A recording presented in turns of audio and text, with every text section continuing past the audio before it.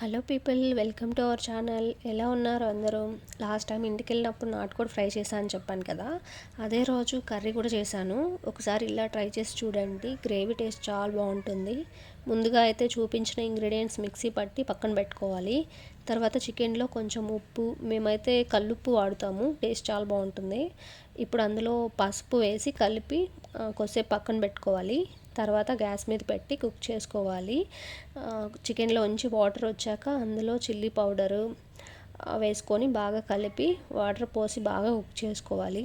నాటుకోడి కదా, కొంచెం కుక్ అవ్వడానికి టైం పడుతుంది. ఈలోపు ఒక ప్యాన్లో ఆయిల్ వేసుకొని జీలకర్ర, ఆనియన్స్, కరివేపాకు వేసుకొని ఫ్రై చేసుకోవాలి. ఆనియన్స్ ఫ్రై అయ్యాక మిక్సీ పట్టిన అల్లం పేస్ట్ వేసుకోవాలి. అందులోనే కొంచెం పసుపు వేసి బాగా కలుపుకోవాలి. పేస్ట్ పచ్చివాసన పోయేంత వరకు బాగా ఫ్రై చేసుకొని అందులోనే టమోటాలు వేసుకొని బాగా ఫ్రై చేసుకోవాలి. టమోటాలు బాగా ఫ్రై అయ్యాక ఆ పేస్ట్ని బాగా కుక్ అయిన చికెన్లో వేసుకోవాలి.